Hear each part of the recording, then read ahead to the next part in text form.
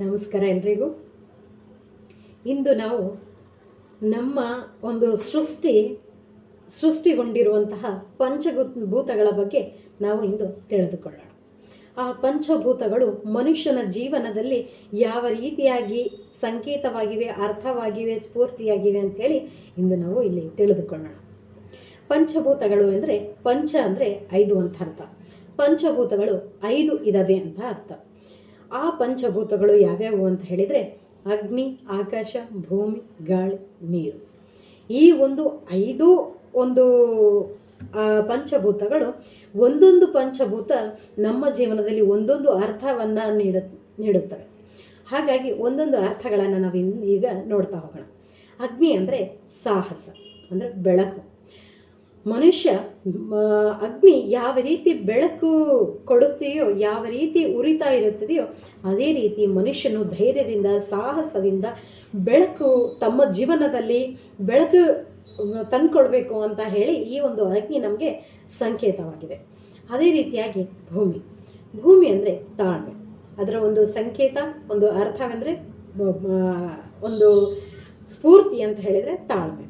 ಭೂಮಿ ಎಷ್ಟೊಂದು ಭಾರವನ್ನು ಹೊತ್ತುಕೊಂಡು ತಾಳ್ಮೆಯಿಂದ ಇದೆಯೋ, ಅದೇ ರೀತಿಯಾಗಿ ಪ್ರತಿಯೊಬ್ಬ ಮನುಷ್ಯನು ಎಲ್ಲ ಕಷ್ಟಗಳನ್ನು, ನೋವುಗಳನ್ನು ತಾಳ್ಕೊಂಡು ತಾಳ್ಮೆಯಿಂದ ಜೀವನವನ್ನು ನಡೆಸಿಕೊಂಡು ಹೋಗಬೇಕು ಅಂತ ಹೇಳಿ ಭೂಮಿ ಒಂದು ನಮ್ಮ ಜೀವನದ ಪಂಚಭೂತದ ಒಂದು ಸ್ಫೂರ್ತಿಯ ಸಂಕೇತವಾಗಿದೆ.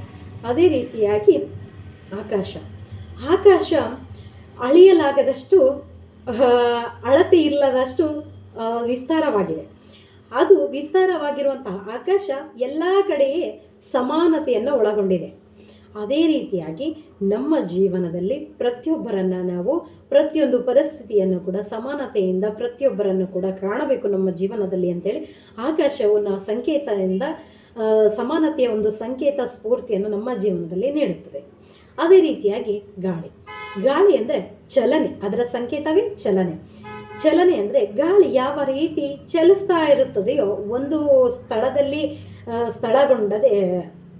ಸ್ಥಳದಲ್ಲಿ ನಿಲ್ಲದೆ, ಅದೇ ರೀತಿಯಾಗಿ ನಮ್ಮ ಜೀವನದಲ್ಲಿ ಎಂಥ ಪರಿಸ್ಥಿತಿ ಬರಲಿ, ಎಂಥ ನೋವುಗಳು ಬರಲಿ, ನಾವು ಒಂದೇ ಸ್ಥಳದಲ್ಲಿ ನಿಲ್ಲದೆ ಜೀವನದಲ್ಲಿ ಚಲಿಸ್ತಾ ಇರಬೇಕು, ಸಾಕ್ತಾ ಇರಬೇಕು ಅಂತ ಹೇಳಿ ಇಲ್ಲಿ ಗಾಳಿಯ ಒಂದು ಸಂಕೇತ, ಅರ್ಥದ ಸ್ಫೂರ್ತಿಯನ್ನು ನಮ್ಮ ಜೀವನದಲ್ಲಿ ಇಲ್ಲಿ ನೀಡುತ್ತದೆ.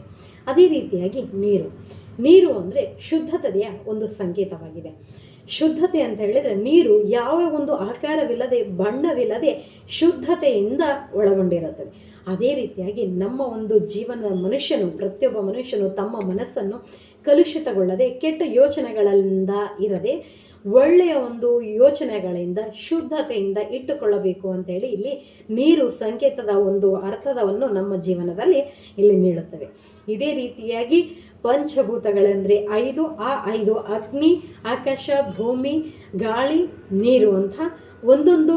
ಅಗ್ನಿ ಅಂದರೆ ಸಾಹಸದ ಸಂಕೇತ, ಹಾಗೂ ಗಾಳಿ ಅಂತ ಹೇಳಿದರೆ ಶುದ್ಧತೆಯ ಚಲನೆಯ ಸಂಕೇತ, ನೀರು ಅಂತ ಹೇಳಿದರೆ ಶುದ್ಧತೆಯ ಸಂಕೇತ, ಭೂಮಿ ಅಂದರೆ ತಾಳ್ಮೆಯ ಸಂಕೇತ, ಆಕಾಶ ಅಂತ ಹೇಳಿದರೆ ಸಮಾನತೆಯ ಒಂದು ಸಂಕೇತವನ್ನು ನಮ್ಮ ಜೀವನದಲ್ಲಿ ಅಳವಡಿಸಿಕೊಂಡು ನಾವು ಒಂದು ಪಂಚಭೂತಗಳು ಯಾವ ರೀತಿ ಸೃಷ್ಟಿಯನ್ನು ಒಳಗೊಂಡಿದೆಯೋ, ಅದೇ ರೀತಿಯಾಗಿ ನಮ್ಮ ಜೀವನದ ಸೃಷ್ಟಿಯನ್ನು ನಾವು ನಡೆಸ್ತಾ ಹೋಗಬೇಕಂದ್ರೆ ಈ ಒಂದು ಪಂಚಭೂತಗಳ ಸಂಕೇತಗಳನ್ನು ನಮ್ಮ ಜೀವನದಲ್ಲಿ ಅಳವಡಿಸಿಕೊಳ್ಳಬೇಕು ಅಂತ ಹೇಳುತ್ತಾ, ಯಾರು ನನ್ನ ಒಂದು ವಿಡಿಯೋವನ್ನು ಫೇಸ್ಬುಕ್ಕಲ್ಲಿ ನೋಡ್ತಾ ಇದ್ದಾರೋ ಫಾಲೋ ಮಾಡಿಕೊಳ್ಳಿ, ಯೂಟ್ಯೂಬಲ್ಲಿ ನೋಡ್ತಾ ಇದ್ರೋ ಸಬ್ಸ್ಕ್ರೈಬ್ ಮಾಡಿಕೊಳ್ಳಿ ಅಂತ ಕೇಳುತ್ತಾ, ಇಲ್ಲಿವರೆಗೆ ಕೇಳಿದಂತಹ ನನ್ನ ವಿಡಿಯೋ ಎಲ್ರಿಗೂ ಥ್ಯಾಂಕ್ಸ್.